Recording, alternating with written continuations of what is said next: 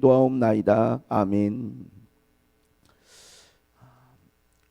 몇 년 전에 세미나가 하나 있었는데 이제 세미나의 주제가 뭐였냐면 작고 이제 강한 교회를 세워라, 이런 주제였어요.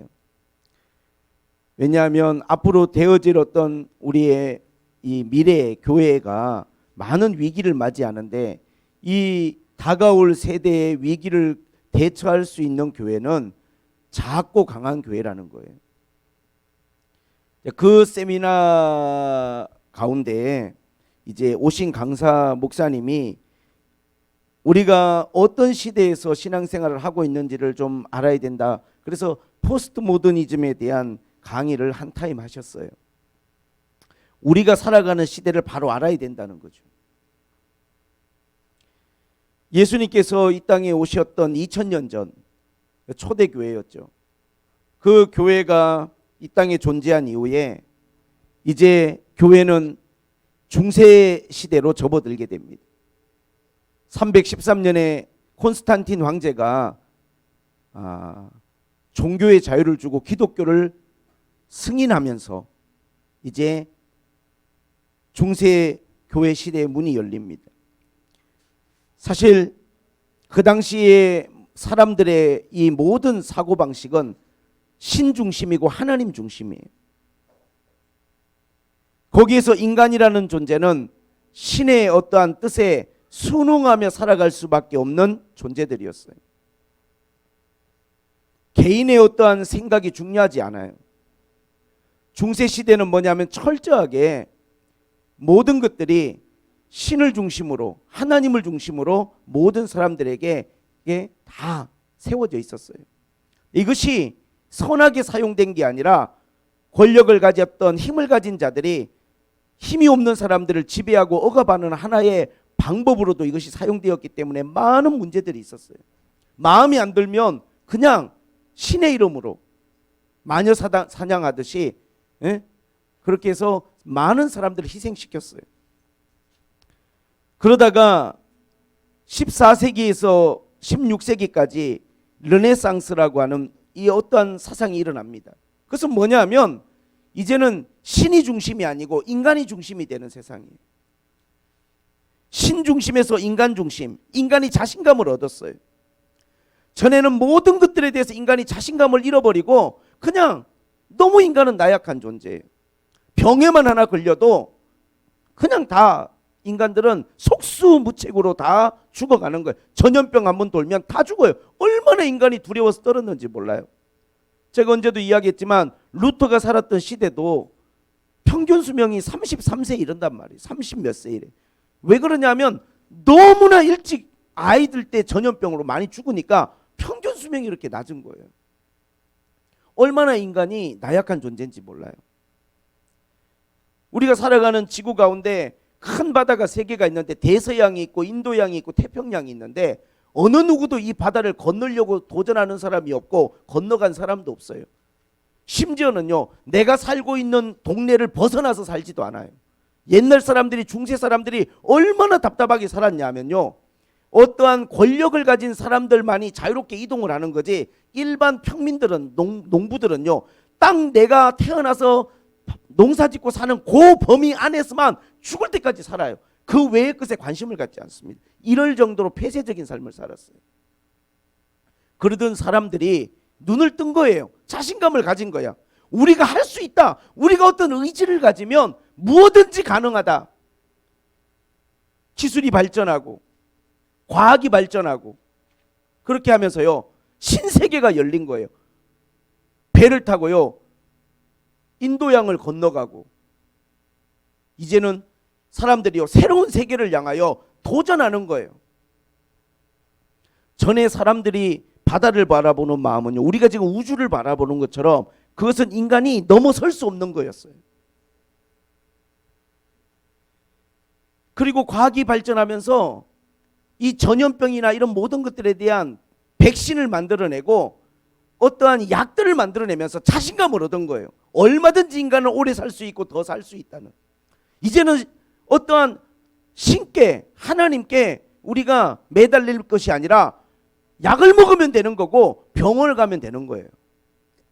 이렇게 르네상스와 더불어 인간 중심의 사회가 이제 도래한 것이죠. 그러면서 이 르네상스를 기점으로 해서 이제 근대주의라고 하는 모더니즘의 어떠한 시대가 최근까지도 지금까지도 우리 시대를 지배하고 있어요. 모더니즘은 뭐냐 하면 어쨌든 이성적이고 합리적이고 그리고 사람이 가지고 있는 어떠한 능력을 신뢰하고 세상이 점점점 좋아질 거라고 하는 무한한 기대감을 갖고 있는 거예요. 우리가 살아가는 세상이. 그런데 오늘 우리가 이제 염려하는 것은 뭐냐 하면 어느 시대나 다 그것이 완전한 진리가 아니고 살아가는 인간들의 삶 가운데 문제가 있었지만 지금처럼 혼란한 때는 없었어요. 지금 우리가 포스트 모더니즘이라는 건 이 모더니즘 후예요. 모더니즘과 그 이후의 어떠한 사고방식이 다 혼재되어 있는 세상에 우리가 살아요. 그래서 우리 어른들이 생각하는 것과 젊은 사람들이 생각하는 게 너무 달라요. 왜냐하면 우리 젊은 사람들은요, 포스트 모더니즘의 영향을 가장 직접적으로 받은 사람들이에요. 그럼 포스트 모더니즘은 뭐냐? 인간의 신념, 인간이 점점점 이 어떠한 우리 인간의 이성과 지식으로 좋아질 거라고 하는 것들이 전쟁을 통해서 다 깨져버렸어요. 1차 대전이 있었고 2차 대전이 있으면서요, 수천만 명의 사람들이 인간이 만든 과학의 힘으로, 무기의 힘으로 학살당하고 죽는 걸 보면서 모든 것에 대한 회의감이 들기 시작하고 사람들이 거기에 대해서 이게 맞다, 이게 옳다라고 하는 그 기준들이 다 사라져 버렸어요. 지금은 어떤 우리가 살아가는 세상 가운데 어떠한 사람들이 사고방식이 지배적이냐? 이제는 이성적이고 합리적인 모더니즘의 시대가 아니라 이제는 감성적인 것을 중요시하는 포스트 모더니즘 시대에 접어들었어요. 사람들이 교회에 대해서 불만을 갖고 교회에 대해서 분노하는 사람들이 세상에 너무 많아요. 그런데 교회에 대해서 분노하고 못마땅해 하는 그 사람들의 그 마음이 과거에도 있었지만 교회를 싫어하거나 교회에 못마땅하게 생각하는 사람들의 그 마음의 내용은 완전히 틀려요.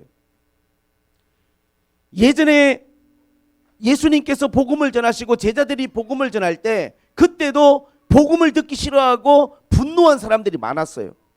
근데 그때 분노했던 사람들의 분노한 이유가 뭐냐면 예수 그리스도가 메시아고 구원자라고 가르치는 그 사람들의 말이 틀렸다라고 생각하는 거예요. 유대인들이 들을 때는 이건 이단이에요. 예수를 전하고 가르치는 사람들의 말은 거짓된 말이고 잘못된 말인 거예요. 그리고 우상을 섬기는 이방인들이 들을 때는 그것이 너무나 합당하지 않은 거예요. 논리적이지가 않아. 하나님이 계시고 그가 보낸 예수 그리스도가 있는데 그분이 우리를 위해 십자가에 죽었다? 이게 헬라적인 사고나 이방인의 사고방식으로는 말이 안 되는 거예요. 왜 신이 인간을 위해서 죽어?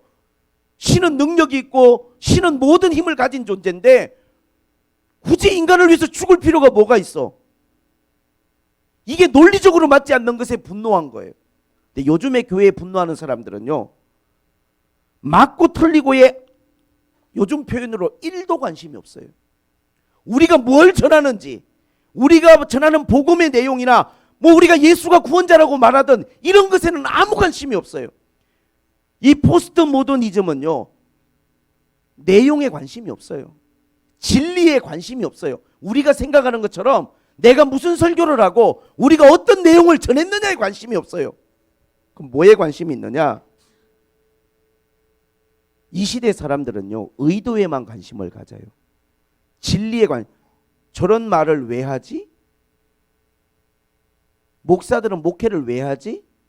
교회가 왜 있지? 그 의도가 뭐지?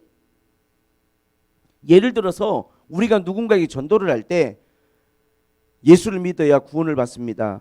영생은 유일하신 참 하나님과 우리가 이런 말씀을 하면 옛날에는 영생이 뭐야? 구원이 뭐야? 그게 왜 구원이야? 왜 그게 그렇게 믿는 것이 그것이 은혜고 그게 영생이야? 그 내용을 가지고 맞고 틀리고를 따졌어요. 지금은 우리가 만약에 누군가에게 복음을 전하면요, 저 사람 나한테 왜 저래? 왜 나를 설득하려고 하지? 나를 왜 교회로 끌어들이려고 하지? 나한테 왜 관심을 갖는 거지? 저 사람 나한테 왜 저러는 거지? 내용에는 관심이 없어요. 저 사람이 나한테 무슨 말을 했는가 보다는 그 사람의 의도에만 관심을 가져요.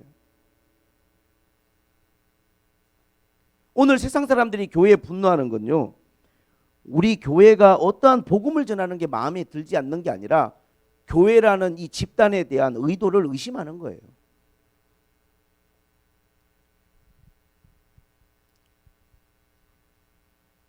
그래서 우리가 굉장히 어렵고 힘듭니다. 세상 사람들의 눈에 목회라고 하는 건요, 어떤 권력이나 어떠한 명예나 더 나아가서는 어떠한 돈이나 이런 걸 목적으로 하지 않을까라고 하는 의심을 가져요. 그렇게 오해받을 만한 오늘 교회가 너무나 많은 실수와 잘못들을 저질렀어요. 그래서 사실 요즘에 어른들이 아이들하고 이야기하면은 너무 힘든 게 뭐냐면, 우리 기성세대들은요, 저도 50이 넘다 보니까 기본적으로 우리는 논리, 그 다음에 진리, 합리 이런 것들을 가지고 이야기를 하고 싶은 거예요. 이 이야기가 맞냐 틀리냐, 이게 진짜 맞는 건지 아닌 건지 관심을 갖는데, 요즘 아이들은 그런 것에 1도 관심 없다는 걸 아시면 돼요. 왜 나한테 저러지? 그냥 이런 거예요. 나 기분이 안 좋은데. 맞고 틀리고가 중요한 게 아니에요, 그게. 근데 느낌이 중요한 거야, 그냥. 느낌이 안 좋은 거야, 그냥. 그러니 대화가 되겠냐고, 이게. 근데 여러분, 이러한 어떤 시대적인 걸 이해하지 못하면 우리가 사람을 이해할 수가 없는 거예요. 그래서 목사님들의 설교가 어떻게 되고 있냐 하면요, 사실 진리를 전하고 복음을 전하는 교회가 별로 없어요. 왜 그러냐면요, 진리를 전하고 하나님이 누구신가, 그가 보낸 예수 그리스도는 누구신가, 이런 설교를 하면요, 사람들이 어떻게 보면 1도 관심 없어요. 사람들이 뭐에 관심이 있느냐, 그런 것보다는요, 의도가 좋은 설교 있잖아요. 의도가 좋으신 것 같은데, 일단 그 설교자의 의도가 좋게 느껴지면 무조건 그냥 좋은 반응을 보이는 거예요. 근데 뭔가 절대적인 걸 전하고 진리를 전하고 어떠한 복음을 전하려고 하면요, 일단 사람들이요, 거기에 관심이 없다니까요. 나쁘고 좋고의 문제가 아니라 관심이 없어요, 그냥. 최근에 조회수를 몇만 회 이상씩 기록하는 설교들을 들어보세요. 우리의 삶의 문제들을 진짜 사람들의 감성을 놀랍게 터치해요. 사람들의 감성을 터치하는 거죠. 듣고 뭔가 좋은 거예요. 그게 나쁘다는 게 아니라 그 시대를 읽고 설교하시는 거예요. 근데 그분들이 만약에 각을 세워서 성경의 어떠한 진리에 대해서 냉철하고 깊이 있게 설교하면요, 얼마나 많은 그 영향력 있는 분들의 말 때문에 찬반 논란이 생기겠어요. 그런 이슈가 될 만한 이야기는 꺼내지 않아요. 복음을 이야기하지만 복음의 내용에 대해서 설명하지 않아요. 그걸 설명하는 순간 많은 사람들의 반대에 부딪히는 거예요.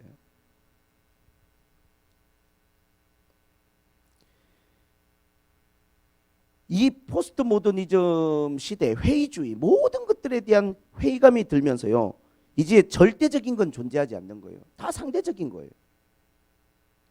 니체가 그런 말을 했다죠. 신은 죽었다고. 근데 니체가 그 말을 했던 이유 중에 하나는요, 신이라는 존재를 인정하면 절대적인 건 항상 존재하는 거거든요. 신이 죽었다는 건 뭐냐면 모든 절대적인 가치가 다 사라졌다는 이야기예요. 어떠한 절대적인 게 없는 거예요. 도덕, 윤리, 합리성 이런 것에 대한 절대성이 없어요. 예전에 우리가 생각할 때 이건 절대적이야. 에? 뭐 지난주에 제가 어떤 분들하고 이야기하는데 우리 일성교에서 어른들이시잖아요. 같이 식사하면서 그때는 기본 사고방식이 결혼을 하면 너는 그 집에 가서 그냥 귀신이 되어라. 뭐 표현이 귀신이라고 해서 그렇지만 넌 그 집에 가면 그 집에서 그냥 끝나는 거다. 뭐 이런 교육을. 예? 난 우리 연실 권사님 너무 웃기는 게 따님들이 뭐 예, 가족들 6명인가 뭐 몇 명 계시는데 어머님이 밥 먹을 때마다 그렇게 가르쳤대. 아버지 어머니가 시댁에 잘하고 가면 그 집 사람이 돼야 된다. 그러니까 다른 생각이 없는 거예요. 아무리 힘들고 어려워도 그냥 그 안에서 극복하려고 하는 거지. 그리고 밥을 먹고 식사를 할 때 어머니가 항상 어떤 반찬을 먹더라도 아버지의 숟가락이나 젓가락이 가지 않은 거는 애들이 먼저 갖다 얻는 법이 없대요. 아버지가 한 젓가락 드시면 이제 그 반찬은 열린 거야. 아버지가 가지 않은 반찬에 손을 대지. 그게 맞다 틀리다가 아니라 예전에는요 그런 어떤 가정 안에서도 절대적인 게 있었던 거예요. 아버지들이 정말 부족해도 그러한 사고방식을 갖고 어머니들이 살았어요. 제가 지난주에 이렇게 우리 남성교끼리 뭐 이야기 나누다가 요즘에 마카롱인가 뭐 그런 거 되게 맛있잖아요. 나도 좋아하는데 간식으로 잘 먹고 어떤 분이 그런 이야기를 우리가 나눴어요. 마카롱을 받았는데 분명히 이게 집에 배달이 됐는데 나는 보지도 먹지도 못했다. 그래서 제가 아버지가 보지도 먹지도 못했는데 사라졌다. 애들이 다 먹은 거잖아요. 저는 그게 아빠가 돼가지고 엄마들이 아이고 그까짓 걸 가지고 뭐 그렇게 말하면 할 말이 없어요. 근데 여러분 우리가 살아가면서 삶의 어떤 질서라는 게 무너지기 시작하면요 어떤 것도 바로 세울 수가 없어요. 신앙이든 가정이든 마찬가지예요. 저는 그 작은 것에 화를 낼 것 같아요. 아내에게. 뭐냐 이게. 뭐가 있으면은 애들이 막 먹으려고 하더라도 야 이거 아빠 것도 좀 남겨놔야지. 그런 거는 제가 생각할 때는 상식이고 기본인데 야 니네 맛있으면 다 먹어. 이러면 되겠냐고 이게. 저는 그렇게 생각을 하는 거예요. 그러니까 이게 시대가 너무 틀린 거죠. 요즘에 아이들하고는.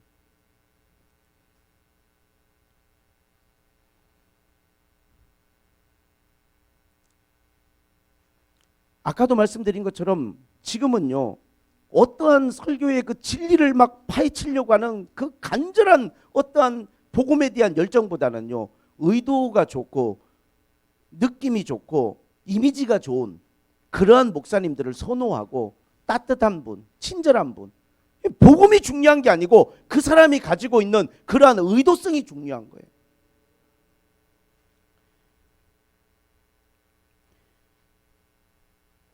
그래서 사실 이런 모든 것들이요 모든 우리 삶에 그냥 다 묻어나요. 뭐 드라마를 하나 보든 예술을 하든 뭘 하든지 간에. 예? 그래서 지금은요 다 상대적인 거예요. 이게 맞다 틀리다라고 다 규정할 수가 없어요. 그래서 뭐 예를 들면 소설을 하나 쓰든 영화를 하나 찍든 항상 예전에는요 작가가 자기의 의도로 결론을 내려주는데 요새는요 그렇게 끝나는 것보다는 여운을 남기고 마지막에 뭐지? 그건 네가 생각하라는 거예요. 각자가 알아서 해석하세요. 이렇게 끝내는 거예요. 왜? 그냥 그것은 절대적인 게 없어. 이렇게 생각해도 되고 저렇게 생각해도 되는 거예요. 개인의 어떠한 생각들을 다 일일이 존중해 주는데 사실은 그런 것들이 지지를 받아요. 그리고 가장 우리가 위험하다고 생각되는 게 탈권위적인 거예요.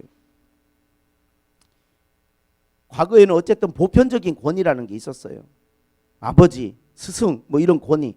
지금 탈권위적이란 건 뭐냐면 그런 권위의 느낌만 들고 냄새만 나도 사람들이 일단 다 거부해요. 대화 단절. 이야기하고 싶지가 않은 거예요. 권위적인 느낌이 들면. 이것이 신앙에도 얼마나 큰 영향을 주는지 몰라요. 그리고 우리가 제가 그때 쭉 포스트 모더니즘에 대한 우리 세미나를 하면서 어떤 전통적인 것들이 다 무너지고 지금은 다 해체적인 거. 해체적인 게 뭐냐면 뭐 건축이든 예술 일단 옷을 입어도 찢어. 좀 찢고 막 그렇게 입어야 뭔가 이 세련되고 멋있어 보이고 건물을 하나 만들 때라도 비틀고 약간 이렇게 뭔가 특이해야 사람들이 야 저거 뭔가 있네 이러는 거지. 그냥 네모 반듯하게 지어놓으면요 사람들이 1도 관심이 없어요.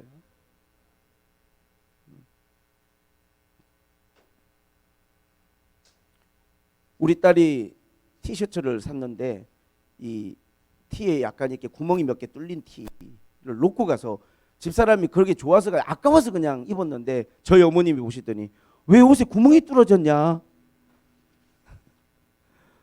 뚫어진 게 아니고 어머니 뚫어 놓은 거예요. 요즘 젊은 사람들은 이렇게 입어요. 우리 어떤 집사님이 예전에 본인 다니던 교회 목사님 사모님 댁에 애들 친하니까 가서 잠을 잤는데 찢어진 청바지를 입고 갔는데 그게 요즘 젊은 사람들의 그거 멋이잖아요. 그랬더니 사모님이 얼마나 엄마가 신경을 안 써서 옷을 떨어진 거 입고 다니냐고 밤에 다 꾸며 놓으셨더래. 이 옛날 사람들의 눈에는 전통적인 사고방식을 가지고 있는 사람들은 그게 이해가 안 되는 거야. 해체주의가 뭐냐면요 모든 걸 다 해체하는 거예요. 맞다? 어떤 전통적으로 맞다 옳다 이런 것들에 대한 모든 것들을 다 부정하는 거예요. 다시 생각해 보자는 거예요. 무너뜨리고 한번 생각해 보자는 거예요. 지금 왜 동성애가 여러분 이렇게 갑자기 크게 두각을 나타내냐면 이 포스트 모더니즘적인 이러한 어떠한 탈권위적이고 이런 어떤 상대적이고 이런 감성적인 분위기를 완전히 없고 지금 그러한 모든 이슈들이 갑자기 부각하고 있는 거예요. 그리고 이것은 가장 심각한 건 교회를 무너뜨리는 거예요. 교회를 무너뜨리는 거예요. 오늘 성경을 보세요. 예수님께서 십자가를 지시기 바로 전날 이제 유월절을 앞두시고 제자들에게요 요한복음 14장, 15장, 16장 3장의 설교를 하세요. 요한복음 14장, 15장, 16장은요 유월절 전날 제자들의 발을 씻기고 최후의 만찬을 하기 직전에 그때 주님이 긴 설교를 하셨어요. 설교의 내용이 뭐냐? 예수님의 죽으심과 부활, 교회가 세상에서 받는 핍박의 이유, 그리고 16장에는요 보혜사 성령을 우리에게 주셔서 성령이 우리 가운데 역사하시는 것들, 이러한 정말 진리의 정수들을 이야기해 주시고 난 다음에 이 말씀을 끝내고 17장에 기도를 하세요. 이 오늘 본문은 예수님의 기도예요. 마치 이것은 죽음을 앞둔 대제사장이 정말 백성들을 위하여 지성소에 들어갈 때 기도하는 것처럼 예수님이 제자들을 앞에 놓고 이 발을 씻기고 설교를 하시고 그리고 마지막 기도를 하시는 거예요. 그 기도 가운데 주님이 이렇게 말씀하셨어요. 뭘 말씀하셨느냐? 영생은 유일하신 참 하나님과 그가 보내신 자 예수 그리스도를 아는 것이다 그랬어요. 여러분, 오늘 세상 사람들은요 영생이란 단어에 1도 관심이 없어요. 이게 얼마나 사람들에게 고리타분하게 들리는지 몰라요. 세상 사람들의 관심은 뭐냐? 세상에서 우리가 이 땅에서 신분상승이에요. 어떻게 해서든지 우리 세상에서 조금이라도 지금보다 더 나아지는 삶을, 그게 진보잖아요. 신분상승. 어떤 식으로든지 바꾸고 뭔가 내가 레벨업을 시키고 싶은 거예요. 모든 사람들의 마음이. 그때도 똑같아요. 2000년 전의 사람들도 세상에 그렇게 관심이 많았어요. 그런데 주님은 영생을 이야기하셨어요. 여러분 영생에 관심이 있으십니까? 영생, 영원한 생명. 이 세상에 어떠한 제한된 삶이 아니라 영생에 관심이 있으시냐고요. 교회는 끊임없이 이 세상의 삶이 아니라 하나님의 나라에 대해서 이야기를 해야 되는 거예요.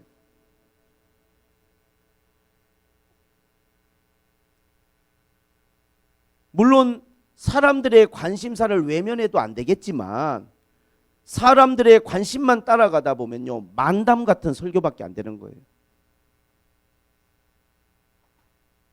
여러분, 우리가 하나님 앞에 오는 이유는 끊임없이 나의 정체성을 찾기 위한 거예요.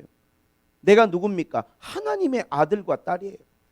하나님이 만든 우리 인간은 놀라운 피조물이에요.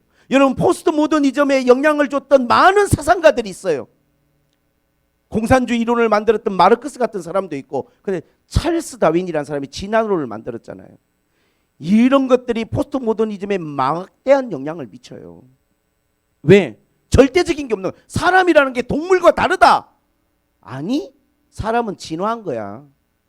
예전에 사람도 그냥 동물이 그냥 한 그거야. 연장선상이야. 어떤 절대적인 가치들이 다 무너지는 거예요. 여러분, 우리 사람이란 게 누굽니까? 우리는 하나님의 피조물이고, 우리는 이렇게 잠깐 살다 가는 존재가 아니에요. 추석 때 우리 사랑하는 가족이 있는 낙골 땅에, 여러분들도 아마 추석에 우리 성묘 같은 데 가셔서 아마 보고 싶은 분들을 만나고 오신 분들 많을 거예요. 가서 애도하고 눈물 흘리고. 여러분, 우리가 누군가의 죽음을 가까이 접할 때마다 우리는 어떤 생각을 하게 되는 것입니까? 우리가 살아가는 이 세상의 삶은 너무 제한적이고, 주님은 우리에게 영생을 주시기를 원하시는 거예요. 사람의 삶은 죽음으로 끝나는 게 아니에요. 이걸 말해줘야 되는 거예요. 우리의 삶은 이 땅에서 어떻게 살았느냐라고 사느냐라고 하는 게 다가 아니에요.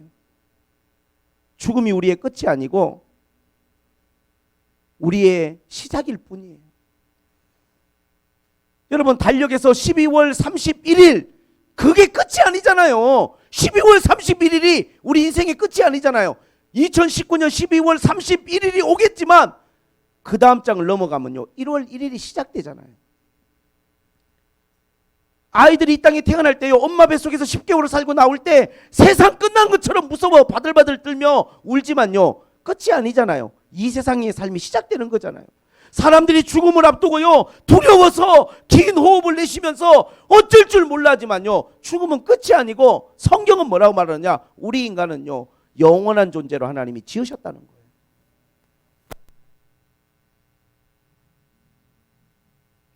하나님 누구십니까? 그가 보낸 예수 그리스도는 누굽니까? 이것을 아는 것이 영생이에요. 사람들은 여기에 1도 관심이 없어요. 하나님 누구시지? 관심이 없어요. 하나님 누구신지 관심이 없으니까 하나님의 뜻, 하나님의 마음은 알 길이 없어요. 저는 금요일날 다니엘에 대한 설교를 했어요. 다니엘은 가장 어렵고 힘든 때를 살아낸 사람이에요. 왜? 나라가 망했어요. 우리로 말하면 우리가 일제에 의해서 나라가 망한 거와 같은 거예요. 다니엘은 포로로 끌려갔어요. 수만 명이 끌려갈 때 어린 나이에 끌려갔어요. 내가 할 수 있는 게 아무것도 없어요. 나라도 없어. 심지어 다니엘서 1장에 보니까요, 원래 이름이 벨드사살인데 가자마자 이름부터 바꿔버렸어요. 넌 벨드사살, 너 부모가 지어준 이름 하지 말고 그냥 너는 이제 바벨론식의 이름 다니엘이라고. 원래 우리가 다니엘 하지만 그 이름이 원래 부모가 지어준 이름이 아니에요. 벨드사살이에요. 사드락, 하사냐, 원래 이름은 우리도 그렇게 안 부르잖아요. 우리가 다니엘을 벨드사살이라고 안 하잖아요. 그냥 다니엘 그러지. 그래, 어떻게 할 수 없는 거예요, 내 이름을 바꾸는데. 그런데요, 다니엘이 왕의 음식을 먹을 수 있는 그러한 특별한 교육을 받는 곳에 선정돼서 몇 사람, 이 포로들 중에서 가서 교육받는데 거기 다니엘이 간 거예요. 4명의 사람이, 다니엘, 사드락, 메삭, 아벳노. 이름까지 다 바뀌었어요. 이름을 바꾼다는 건요, 뿌리를 없애겠다는 이야기예요. 그 사람의 근본을. 그리고는요, 바벨론식의 교육을 하는 거예요. 근데 다니엘이 뭐라고 말하냐면요, 이 왕이 우리에게 주는 음식들을 우리가 못 먹는다는 거예요. 술과 우상에게 드려졌던 이 음식들을 우리가 먹을 수 없다는 거예요. 여러분, 다니엘이요, 우리가 어떤 상황 가운데서 이걸 저는 알아야 될 것 같아요. 우리가 어떤 시대를 살아가든지 간에 받아들여줘야 될 게 있고 거부해야 될 게 있어요. 만약에 다니엘이 하나도 받아들이지 아니하고 이름을 바꾸려면 내 목을 쳐라. 옛날에 우리 그랬잖아요. 우리 만약에 상투 같은 거 자르려고 그러면 부모가 물려준 상투를 자르지 말고 내 목을 쳐라 그랬잖아요. 지금 생각해 보면 머리카락 자르는 거잖아. 그걸 뭐 목숨하고 비교할 문제가 아닌데 그때는 그런 생각을 가지고 있었던 때가 있었어요. 여러분, 우리가 받아들여 줘야 될 것도 있어요. 이 세상을 살아가면서 다 하나부터 열까지 다 거부해야 되는 게 아니에요. 그러나 절대로 받아들이지 말아야 될 것도 있는 거예요. 다니엘은요, 나는 이 독주와 여기서 나오는 이 음식들은 나는 먹지 않겠다 그랬어요. 뜻을 정했어요. 그렇게 뜻을 정했어요. 그러니까 그 책임자가요, 환관장이 네가 이걸 먹지 않으면 우리 목이 위태롭고 우리가 위험에 처할 수 있다. 근데요, 참 성경이 놀라운 게 다니엘이 뜻을 정하고 난 이것만큼은 내가 못 받아들이겠습니다 했을 때 성경은 뭐라고 말하느냐? 하나님이 환관장에게 은혜와 국류를 얻게 하셨다는 거예요. 다시 말하면 이게 도저히 수용될 수 없는 요구 조건인데 다니엘이 뜻을 정하고 그렇게 살기로 마음을 먹으니까 하나님이 그렇게 할 수 있도록 그 사람의 마음을 움직여 주시고 은혜를 베풀어 주시더라는 거예요. 열흘만 제한적으로. 그렇게 해보고 난 다음에 내 얼굴빛이 저 사람보다 못하고 내가 못 먹은 티가 나고 문제가 생긴다면 이렇게 이야기한 건 뭐냐면 자신이 있는 거예요. 자신의 믿음에 대해서. 여러분, 이런 다니엘의 신앙이 어디서 나옵니까? 하나님이 누군 줄 아는 데서부터 나오는 거예요. 하나님이 누군 줄 아니까 비록 포로로 끌려가 가지고 낯설고 무서운 곳에서 그 교회도 없고 예배도 드릴 수 없는 곳에 끌려가 있지만 하나님이 누군 줄 아니까 믿음을 지키잖아요. 여러분, 우리 아이들이 학교를 가고 친구를 만나고 어디를 가든지 여러분 가장 중요한 게 뭡니까? 하나님이 누군지를 알면 이 아이들이요, 자신들의 정체성을, 자신의 정체를 알고 자기의 신앙을 지킬 수 있는 거예요. 제가 주일학교 캠프를 우리 선생님들한테 하자고 제안하는 이유는 다른 게 아니에요. 하나님을 아는 것은요, 기노스코라고 하는데 이 안다는 것은 이것은요 단순한 관념적인 지식적인 경험이 아니에요. 그냥 여러분 지식을 넣어줘 갖고 하나님 이런 분 이게 아니고 이것은 경험적인 거예요. 하나님을 안다는 것. 우리가 누구를 안다고 말할 때 그냥 공부를 해서 아는 것과 내가 그 사람을 진짜 인격적으로 같이 밥도 먹고 여행도 하고 그렇게 해서 아는 거하고는 틀리잖아요. 하나님을 안다는 건 그와 같은 거예요. 왜 애들이 캠프를 하고 왜 아이들이 와가지고 같이 무릎을 꿇고 선생님들이 기도하고 이 여러분 터치가 이 경험이 얼마나 아이들에게 깊이 심어주는 줄 저는 알아요. 제가 학생 때요 기도를 하는데 목사님이 와가지고 안수를 해주시고 선생님들이 옆에 와서 눈물로 기도해 주시는데요 잊을 수가 없어요. 그 따뜻한 진심을, 나를 위해서 눈물로 기도해 주던 선생님들의 그 기도를. 하나님을 그렇게 하면서 지식적으로 경험적으로 같이 저도 눈물을 흘리고 하나님 앞에 간절히 기도하고 막 방언하고 그렇게 하나님을 만났던 그 경험들이요 내가 누군지를 잊지 않게 만들고 내가 어디에 있든지 간에 내가 누군지를 항상 생각하게 만드는 거예요. 다니엘이 그랬던 것처럼. 내가 군대를 가든지 내가 MT를 가든지 내가 어디에 있든지 하나님이 누군 줄 아니까 내 믿음을 지키고 신앙을 지킬 수 있는 거예요. 우리 아이들에게 그 경험을 해주고 싶은 거예요. 그래서 같이 아이들을 위해서 우리가 눈물로 기도하고 그 아이들을 위해서 기도할 때 아이들이요 그런 경험들을 통해서 하나님을 배우는 거예요. 하나님을 알지 못하는 세대, 가나안 땅에 들어가서 하나님을 알지 못하는 이 세대, 그때가 바로 포스트 모더니즘처럼 다 자기의 소견에 옳은 대로 행하는 거예요. 어느 누구의 말도 들으려고 하잖아요. 그냥 내가 좋은 대로, 내 느낌대로.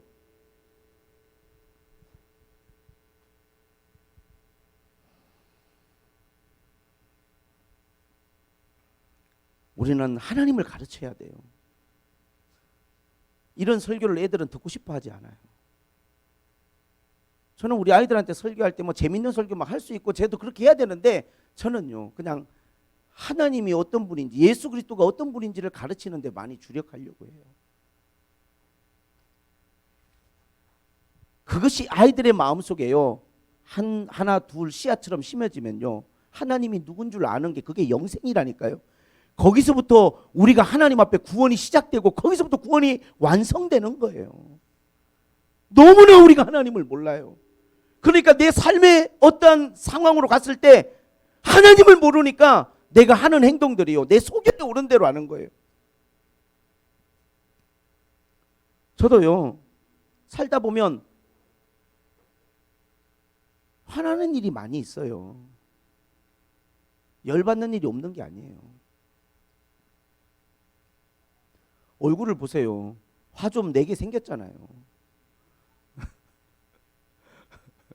어떤 분들은 저보고 인상이 참 좋으시다고 그러는데 좋을 때만 봐서 그런 거고, 저희 집사람은 눈에 힘주지 말라고 저한테 무섭다고 그래요. 제가 눈에 힘주면. 심지어 예전에 어떤 집사님이 목사님 눈에서 레이저가 나온다고 그래가지고 안경도 맞췄는데, 요새 그 집사님이 교회 안 계셔가지고 제가 안경을 벗었는데 예, 좀 부드럽게 보이려고. 근데 제가 하나님이 누군 줄 아니까 막 살지 않아요. 금을 넘지 않아요. 선을 넘지 않아요. 절대. 하나님이 누군지 아니까 내가 어디를 가든지 간에 유혹을 받고 어떤 상황에 처하든지 간에 하나님이 누군 줄 아니까 수용하는 게 있지만 절대로 수용하지 않는 게 있단 말이에요. 절대로 수용하지 않는 게. 왜? 하나님 누군 줄 아니까. 하나님 누군 줄 아니까. 그게 중요한 거예요. 그리고 그의 보내신 자 예수 그리스도. 왜 하나님 이 땅에 예수님을 보내셨느냐? 요한복음 17장 2절에 보니까 아버지께서 아들에게 주신 모든 사람에게 영생을 주게 하시려고 만민을 다스리는 권세를 아들에게 주셨.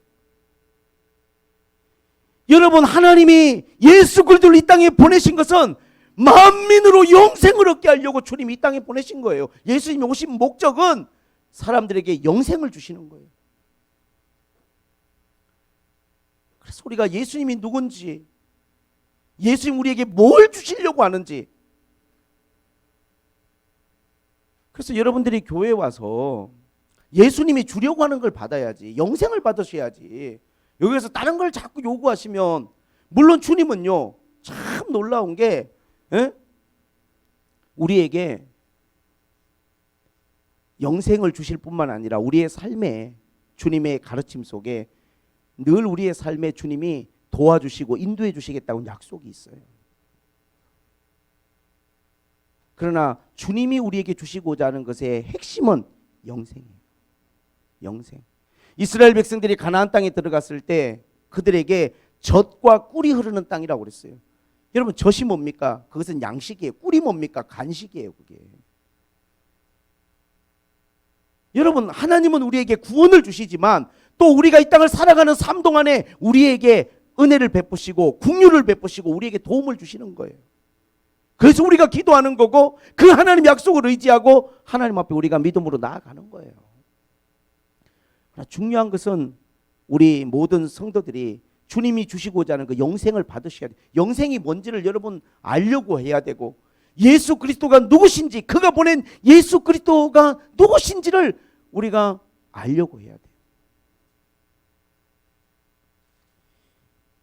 오늘 우리는 아는 것에는 1도 관심 없는, 알려고 하잖아요. 여러분, 포스트 모더니즘의 영향을 받은 사람들은요 제일 싫어하는 게 논쟁이에요.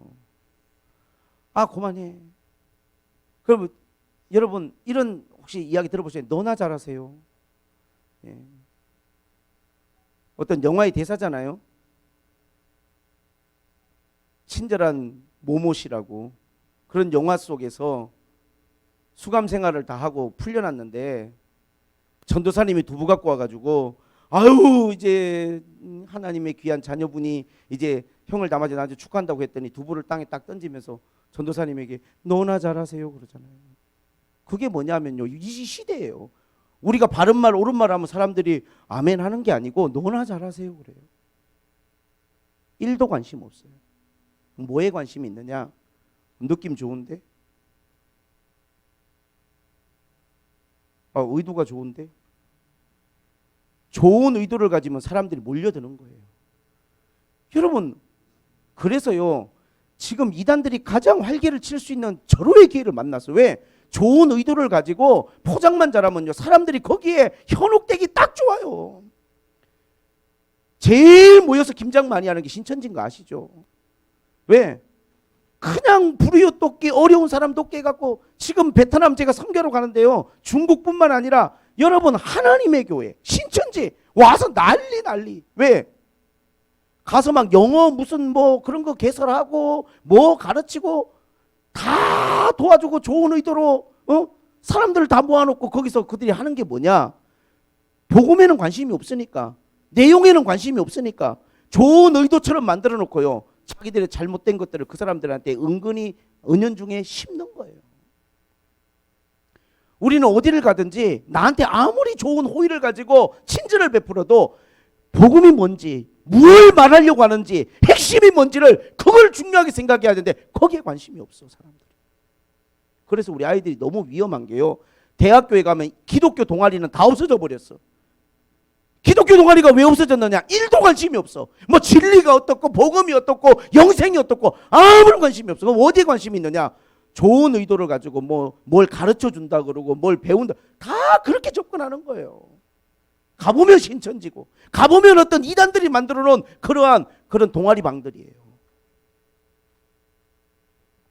저는 참 위기의식을 느끼면서 설교를 하고 있어요.